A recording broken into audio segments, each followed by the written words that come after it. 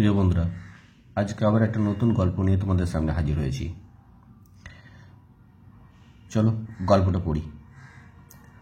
Last night, গত রাত্রিতে, ত্রিনা একজনের নাম, রিড মানে পড়েছিল, ত্রিনা একজনের নাম, রিড মানে পড়েছিল আ বিউটিফুল স্টোরি, একটি সুন্দর স্টোরি মানে গল্প।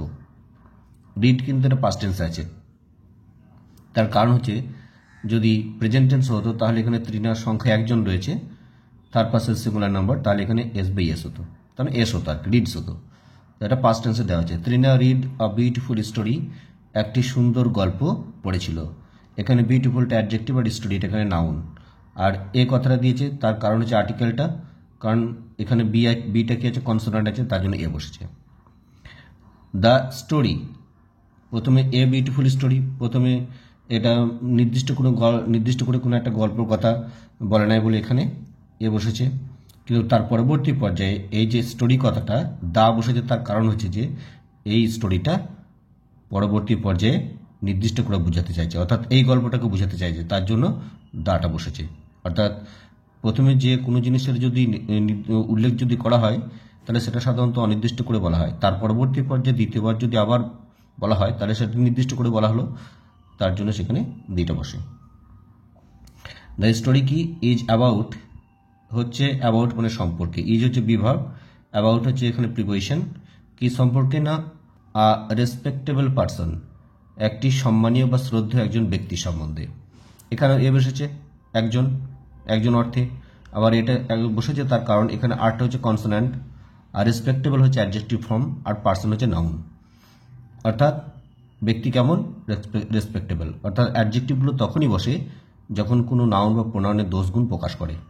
তাহলে ব্যক্তিটা কেমন, রেসপেক্টেবল, সম্মানীয় বা শ্রদ্ধেয়, তাহলে এখানে adjective. He is a merchant, এখানে হি বলতে এই ব্যক্তিকে বলেছে। ইজ হচ্ছে বিভাগ, এখানে ইজ হচ্ছে তার কারণ হচ্ছে হি আছে, তাহলে হিটা হচ্ছে এখানে সাধারণত থার্ড পার্সন, যদি আই থাকতো অ্যাম হতো, ঠিক আছে। আর যদি এর সংখ্যা একের বেশি হতো এটা, তাহলে সাধারণত আর হতো, অ্যাম ইজ আর এর ক্ষেত্রে। তাহলে এখানে যেহেতু হি বসেছে তার জন্য ইজ হয়েছে। তাহলে হি ইজ এ, এখানেও আর্টিকেল এটা দিয়েছে, মানে মার্চেন্ট, সে হচ্ছেন একজন ব্যবসায়ী। তাহলে এখানে মার্চেন্টের এম আছে কনসোনেন্ট, তার জন্য এ বসেছে। হি ট্রাভেলড, সে ভ্রমণ করেছিল। দ্য ওয়ার্ল্ড, বিশ্বে বা জগতে, ওয়ার্ল্ড মানে জগৎ, আর ট্রাভেলড এখানে পাস্ট টেন্সে দেওয়া আছে, ট্রাভেল থেকে ট্রাভেলড। দ্য ওয়ার্ল্ড মানে বিশ্বে।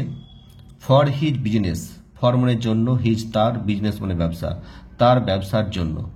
আর সাধারণত প্রিপোজিশন যখন থাকে তখন শেষ দিক থেকে মানেটা হয়ে আসে, অর্থাৎ উল্টো দিক থেকে হয় মানেটা, বাংলা মানেটা। ফর হিজ বিজনেস অর্থাৎ তার ব্যবসার জন্য। বাট ওয়ান ডে, কিন্তু একদিন, হি লস্ট, সে হারালো, অল হিজ শিপস, তার সমস্ত জাহাজগুলোকে হারিয়ে ফেললো আর কি, in a dangerous sea Sturm.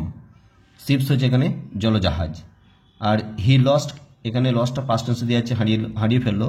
All his ships, তার সমস্ত জলজাহাজ, শিপস মানে জলজাহাজ, আর শিপসের পরে দেখো এস দিয়েছে, এটা প্লুরাল ফর্ম অর্থাৎ বহুবচন, অনেক জাহাজের কথা বলছে। In a dangerous sea storm, একটি বিপজ্জনক সামুদ্রিক ঝড়। তা সি স্টর্ম হচ্ছে এখানে সাধারণত নাউন ফর্ম, সামুদ্রিক ঝড়, আর এখানে ডেঞ্জারাস কথাটা হচ্ছে এখানে অ্যাডজেক্টিভ। ডেঞ্জারাস মানে বিপজ্জনক, আর এ কথাটা দিয়েছে তার কারণ হচ্ছে ডিটা এখানে কনসোনেন্ট দিয়ে আছে। আর ইন মানে মধ্যে, অর্থাৎ ভয়ঙ্কর আর ঝড়ের মধ্যে জাহাজগুলো পড়েছিল আর কি। ইন ওয়ান ডে, এক দিনের মধ্যে, ইন মানে মধ্যে, ওয়ান ডে এক দিনের মধ্যে, হি মানে সেই ব্যবসাদারটা, বিকেম হয়ে গেল, বিকাম থেকে বিকেম পাস্ট টেন্স হয়েছে, ভেরি পোর মানে খুব দরিদ্র। এখানে পোর কথাটা হচ্ছে সাধারণত অ্যাডজেক্টিভ, মানে খুব আর কি দরিদ্র হয়ে গেল। হি লস্ট, সে হারালো, অল হিজ প্রপার্টি, তার সমস্ত সম্পত্তি, মানে সে তার সমস্ত সম্পত্তি সে হারালো, প্রপার্টি মানে সম্পত্তি। He did not find any hope, সে কোনো আশা দেখতে পেল না, ফাইন্ড মানে দেখা, আর এখানে ডিড কথাটা হয়েছে না বাচক হলে সাধারণত ডু, ডাজ আর ডিড এই কথাগুলো সাধারণত মূল ক্রিয়ার ভেতর থেকে বেরিয়ে আসে। তাহলে এই যে কথাটা দেওয়া আছে সাধারণত এটা অ্যাকচুয়ালি যদি পাস্ট টেন্সে করা হয় তাহলে এটা ফাউন্ড হয়, FOUND, কিন্তু যেহেতু বাক্যটা নেগেটিভ হয়েছে তার জন্য সাধারণত মূল ক্রিয়ার ভেতর থেকে সাধারণত ডিড কথাটা বেরিয়ে এসেছে। হি ডিড নট ফাইন্ড, তাই সে দেখতে পেল না অ্যানি হোপ, কোনো আশা বা প্রত্যাশা, নিয়ার বাই, পাশে বা কাছে কোনো আশা সে দেখতে পেল না। ওয়ান ডে, একদিন, হি ওয়াজ স্ট্যান্ডিং, সে দাঁড়িয়েছিল, আউটসাইড আ ফুড শপ, আউটসাইড আ ফুড শপ, আউটসাইড মানে বাইরে, মানে একটি, ফুড মানে খাবারের, শপ মানে দোকান। তাহলে একদিন কি, ওয়ান ডে একদিন, হি ওয়াজ স্ট্যান্ডিং সে দাঁড়িয়েছিল, হি ওয়াজ স্ট্যান্ডিং, এখানে তো এটা পাস্ট কন্টিনিউয়াস টেন্সে দেওয়া আছে, কারণ পাস্ট কন্টিনিউয়াস টেন্সের নিয়ম কি হয়, সাধারণত সাবজেক্টের পরে ওয়াজ এবং ওয়ার বসে এবং ভার্বের সঙ্গে আইজি যোগ হয়। তাহলে হি সাধারণত থার্ড পারসন সিঙ্গুলার নম্বর, তার জন্য ওয়াজ হয়েছে। যদি এখানে একের বেশি হতো তাহলে এটা ওয়ার হতো। আর স্ট্যান্ড সঙ্গে স্ট্যান্ডিং আইএনজি যোগ হয়েছে, তাহলে এটা পাস্ট কন্টিনিউয়াস টেন্স। তাহলে হি ওয়াজ স্ট্যান্ডিং সে দাঁড়িয়েছিল, আউটসাইড মানে বাইরে, আ ফুড শপ একটি খাবারের দোকানে। এই কথাটা বসেছে, তার কারণ হচ্ছে ফুডের এফটা হচ্ছে consonant. He was very hungry, সে ছিল খুব ক্ষুধার্ত, হাংরি মানে ক্ষুধার্ত, হি ওয়াজ ভেরি হাংরি সে ছিল খুব ক্ষুধার্ত। আর এখানে ওয়াজ কথাটা বসেছে আর হি আছে বলে third person singular number. Are very hungry খুব ক্ষুধার্ত, আর হাংরি কথাটা হচ্ছে অ্যাডজেক্টিভ ফর্ম। বাট কিন্তু, ডিড নট হ্যাভ, হ্যাভ মানে থাকা, এখানে হ্যাভটা মানে থাকা, ডিড নট হ্যাভ মানে এখানে হ্যাভটা সাধারণত মেন ভার্বের কাজ করছে। ডিড নট হ্যাভ অ্যানি মানি মানে ছিল না, ডিড নট হ্যাভ মানে ছিল না, অ্যানি মানি, অ্যানি মানে কোনো, মানি মানে টাকা, তার কাছে কোনো টাকা ছিল না। টু বাই মানে কিনতে, ফুড মানে খাবার, এখানে বাই কথাটা বসেছে, তার কারণ তার আগে টু অর্থাৎ এটা ইনফিনিটিভ হয়েছে। সাধারণত টু বসলে মেন ভার্বের সাধারণত কী হয়, সিম্পল প্রেজেন্ট রূপটা বসে, অর্থাৎ কোনো চেঞ্জ হয় না। টু বাই ফুড, আর এখানে টু মানে তে অর্থাৎ কিনতে, ফুড মানে খাবার, অর্থাৎ খাবার কিনতে তার কাছে কোনো টাকা ছিল না। সাডেনলি হঠাৎই, হি স সে দেখতে পেল, আ স্ট্রেঞ্জার একজন অপরিচিত ব্যক্তিকে, হি স সে দেখতে পেল, আ স্ট্রেঞ্জার একজন আর কি অপরিচিত ব্যক্তিকে। আর সি থেকে সব পাস্ট টেন্স হয়েছে, স্ট্রেঞ্জারের এসে এখানে হচ্ছে যে কনসোনেন্ট, তার জন্য এখানে আর্টিকেল এ বসেছে। In front of the shop অর্থাৎ দোকানের সামনে, মানে হঠাৎ করে সে দেখতে পেল একজন অপরিচিত ব্যক্তিকে, in front of the shop মানে দোকানের সামনে। এই যে ইন ফ্রন্ট অফ, এই ইন ফ্রন্ট অফ হচ্ছে একটা ফ্রেজ, ইন ফ্রন্ট অফ এর মানে হলো সামনে, ইন ফ্রন্ট অফ মানে হলো সামনে, দ্য শপ মানে দোকানের। ক্যান ইউ গিভ মি, আপনি কি দিতে পারবেন, ক্যান মানে পারবেন, ইউ আপনি, গিভ দিতে, মি আমাকে, 1 রুপি একটি টাকা। এখানে দেখো রুপি আছে, রুপি RUPEE রুপি, এটা কিন্তু মানে সাধারণত যেহেতু এখানে 1 আছে তার জন্য রুপি হয়েছে। এটা যদি 1 এর জায়গায় 1 এর বেশি হতো তাহলে এখানে রুপিজ হয়ে যেত, যেহেতু 1 লেখা রয়েছে তার জন্য রুপি হয়েছে সিঙ্গুলার ফর্মে। তাহলে ক্যান ইউ গিভ মি, আর এটা ক্যানটা সাধারণত কি, এটা মডাল ভাব, আর ক্যান কি হয়েছে এখানে yes and no type question হয়েছে। Yes and no type question সাধারণত কি হয়, অক্সিলারি ভাবগুলো সাধারণত বাক্যের প্রথম ব্যবহার হয়, তারপরে কি বসে, সাবজেক্ট বসে, তারপরে মেন ভাব বসে। আর এখানে হচ্ছে যে ক্যান আছে যেহেতু মডাল ভাবটা, মডাল ভাব থাকলে সাধারণত মূল ক্রিয়ার কোনো পরিবর্তন হয় না, সিম্পল প্রেজেন্ট রূপ হয়। তাহলে এখানে ক্যান ইউ গিভ মি, আপনি কি আমাকে দিতে পারবেন 1 রুপি একটি টাকা। আই এম ভেরি হাংরি, আমি খুব ক্ষুধার্ত। বাট কিন্তু, I do not have a পয়সা, আমার কাছে একটি পয়সাও নেই। টু বাই মানে কিনতে, আর রুটি একটা রুটি কিনতে আমার কাছে কোনো পয়সা নেই। এখানে দেখো বাট কথাটা দেওয়া আছে, কারণ এটা হচ্ছে বাট সাধারণত কনজাংশন, ঠিক আছে।